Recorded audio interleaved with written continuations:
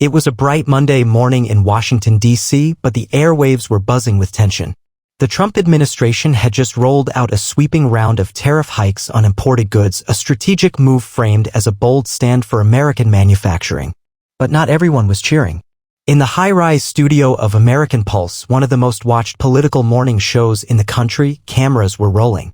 The host, Rebecca Marsh, a well-known face with a reputation for asking hard-hitting and often controversial questions, was preparing to go live with none other than Vice President JD Vance.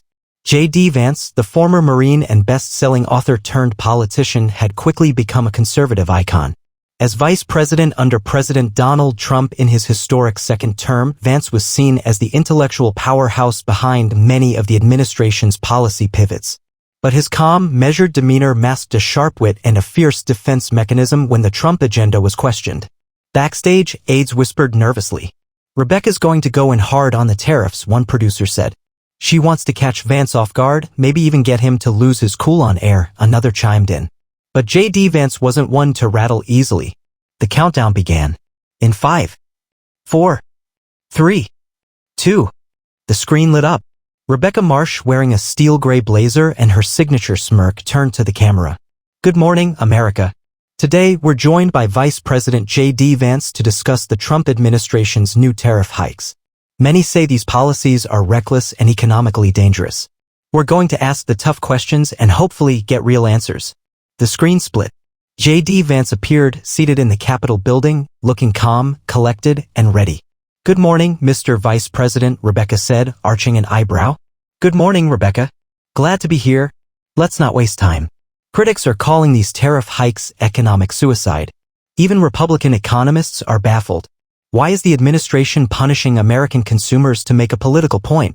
Vance smiled slightly. "Rebecca, that's a pretty loaded way to start, don't you think?" "Oh, I'm just quoting the facts. The average American will now pay more for everything from electronics to groceries. How is this helping the middle class you claim to defend?" JD leaned forward. "Let me rephrase your question to something more honest. Why is the Trump administration asking multinational corporations to play fair for the first time in decades, and why is the media so upset about it?" Rebecca blinked. "Excuse me. See, you want to paint this as hurting the middle class. But what you're really doing is defending the profit margins of overseas conglomerates that have hollowed out American manufacturing. We're correcting a system that's been broken since before you and I were born." Rebecca chuckled. "So, inflation is the price of patriotism now?" "No.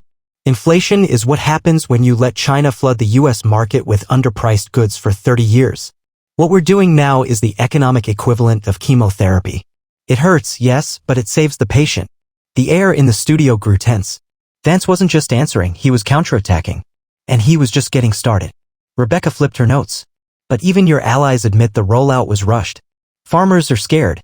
Small businesses are nervous. How do you answer their fears?" JD Vance's tone dropped to a razor-sharp edge. "Let me ask you something, Rebecca. When was the last time your network did a live report from a shuttered factory in Ohio? Or from a small-town grocery store where people can't afford eggs? You sit here in a billion-dollar studio lecturing about what's reckless, but you never speak for the Americans we're fighting for." A long pause. Even the control room producers froze. Vance's words echoed across the country. And the debate was far from over. Rebecca Marsh took a slow breath, blinking as if she had just been slapped with a wave of cold water. JD Vance's counterpunch hadn't just landed, it had rocked her. But she wasn't going to let him steal the show. "Well, Mr. Vice President," she said, recovering, "you've clearly mastered the art of political deflection. But the American people want real answers. Why now? Why launch tariffs at a time when we're finally seeing economic recovery?" JD Vance leaned back, his posture easy but firm, the calm of a soldier who'd been through worse storms. "Because recovery for Wall Street is not recovery for Main Street, Rebecca," he said. "And that's a distinction you folks in the media never seem to understand." She frowned. "You're saying the economic recovery is a lie?" "I'm saying it's lopsided. Profits are up. CEO bonuses are up. But wages? Still stagnant. Job security? Still shaky. And you know what else is up? Suicide rates in Rust Belt towns. Opioid overdoses. Depression in broken families. That's the kind of recovery we're talking about." The studio went quiet again. JD's voice was calm, but the passion beneath it burned through every word. "Tariffs aren't just an economic strategy. They're a declaration of independence. From China. From the globalist system that treats America's working class like an afterthought. Rebecca didn't like being made the symbol of that system, and she came back swinging.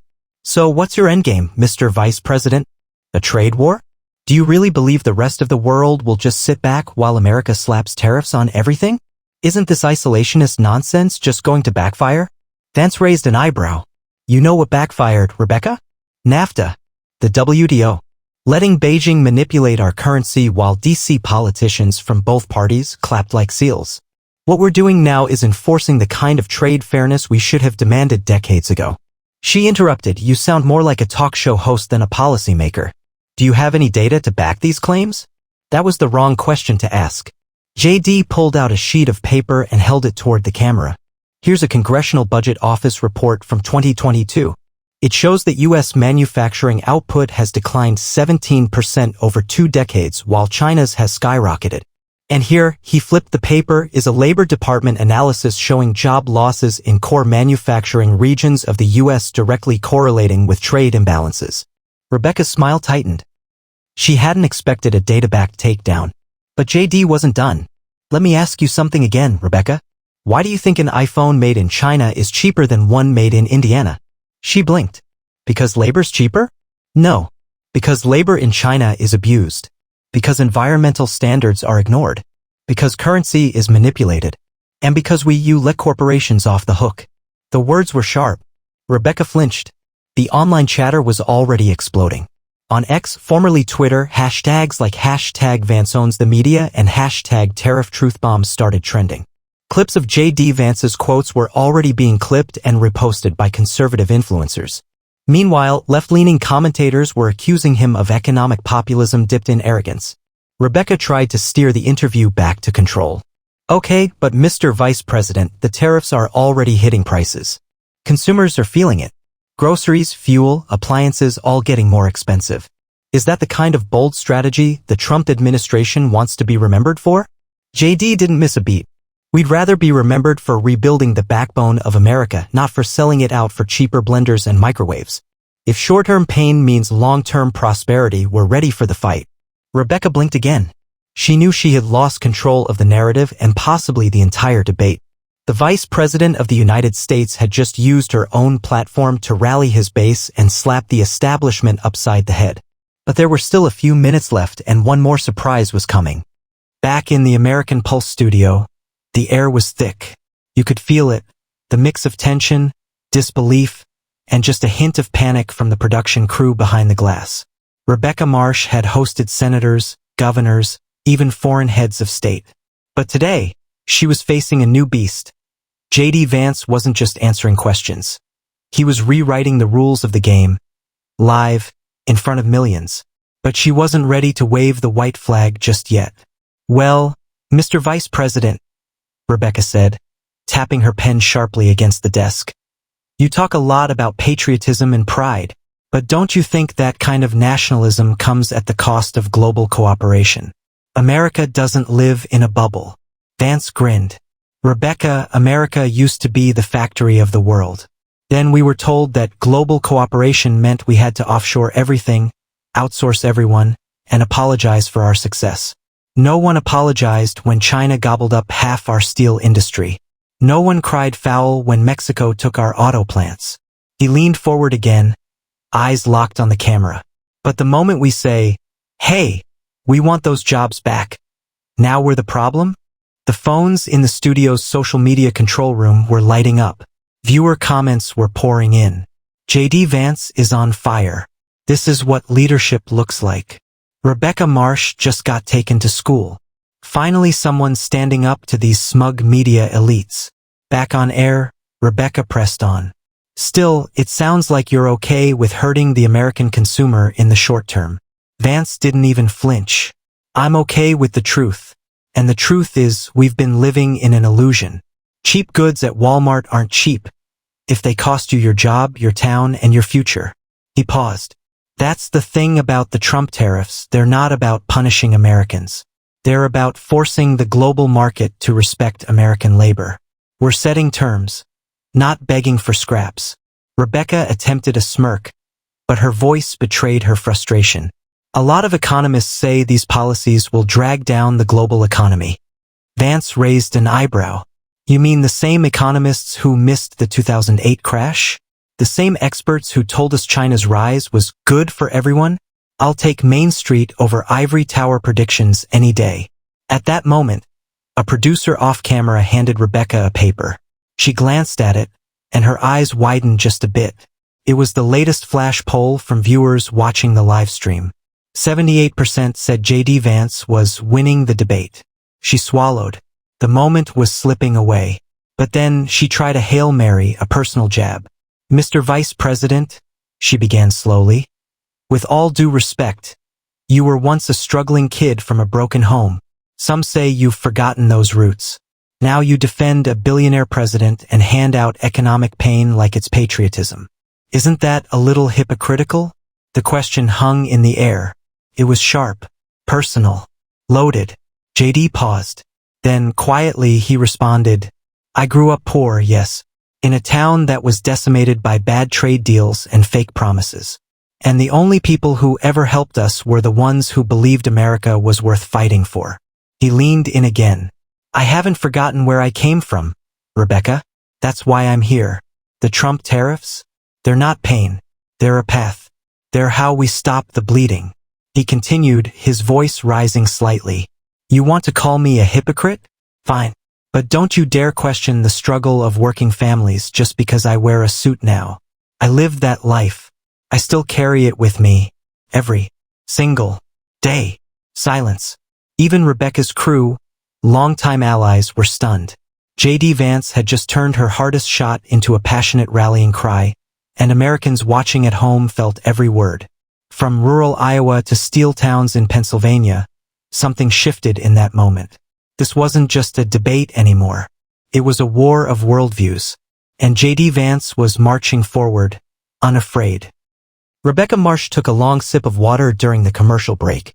Her hands, though mostly steady, betrayed a tremor as she adjusted her earpiece. Her producers were buzzing in her ear. Focus on emotion. Get him on the defensive. Control the narrative, Rebecca. But she knew the truth. JD Vance had taken over the studio like a man marching into a town hall in his home state of Ohio. Calm, certain, unshakable.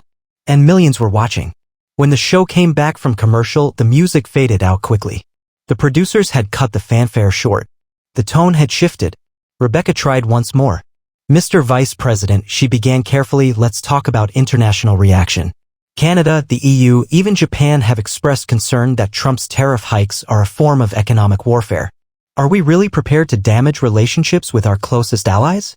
JD Vance smiled, that slow, steady smile that said, I've been waiting for this one. Economic warfare? He asked, almost chuckling. Let me ask you, Rebecca, if your friend kept borrowing money from you, never paid it back, and then undercut your business at every turn, would you still call them a friend? Or would you call them a liability? She blinked. Our so-called allies have relied on us, taken advantage of us for too long, he continued. We've been paying for their security, underwriting their economies, and all the while they've been flooding our markets and taxing our goods. This administration? We're simply saying enough. He looked into the camera, directly addressing the American people. And let's be honest, do you really think the average American worker cares what Brussels thinks? Online, the reaction was electric. This guy is speaking our language. I didn't like him before. I do now. Rebecca just got run over by a freight train named JD Vance. Rebecca was faltering. She reached for her final card, the emotional hook. Mr. Vance, do you know how many families are watching this and worried sick? A single mom in Des Moines wondering if her grocery bill will jump. A retired couple in Florida on a fixed income worried about medical costs going up. What do you say to them? JD Vance's demeanor softened just a touch. Rebecca, I am talking to them. That single mom? That retired couple? They've been paying the price for decades. Not because of tariffs, but because of policies pushed by out-of-touch bureaucrats, lazy politicians, and yes, media elites who treat the American worker like a footnote. He leaned closer. Tariffs don't raise prices, greedy corporations do. They'll use any excuse to gouge people. We're calling their bluff, and we're doing it with a plan to bring production home, raise wages, and put this country back on its feet. Rebecca tried to cut in. But JD didn't let her. Let me ask you a question, Rebecca, he said, flipping the script. When was the last time you visited a small-town factory in decline? Or spoke to a coal miner laid off because their job was outdated? Or sat with a family who watched their main street get boarded up after NAFTA? She paused, stunned. Well, I've covered economic issues on the ground before. Have you? JD raised an eyebrow.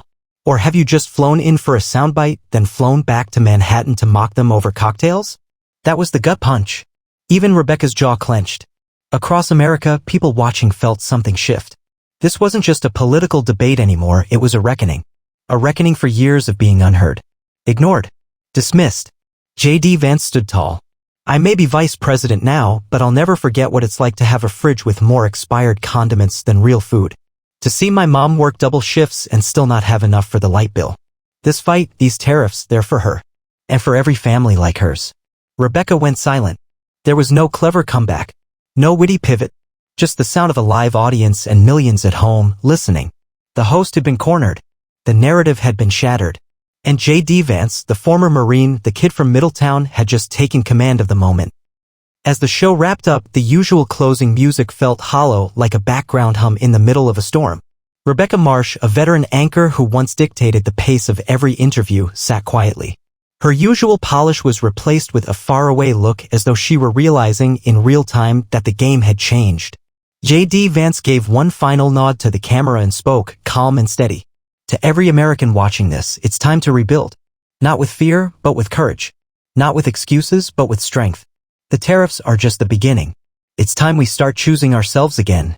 Then he took off his mic, rose from his chair, and walked off stage without another glance. The studio remained frozen for several seconds after he left. And then, Twitter/X exploded. Hashtag Vance victory. Hashtag Rebecca shaken. Hashtag Trump tariffs now. Hashtag Main Street rising. Clips of the interview went viral almost instantly, one in particular, the moment JD looked straight into the lens and said, "Don't you dare question the struggle of working families just because I wear a suit now."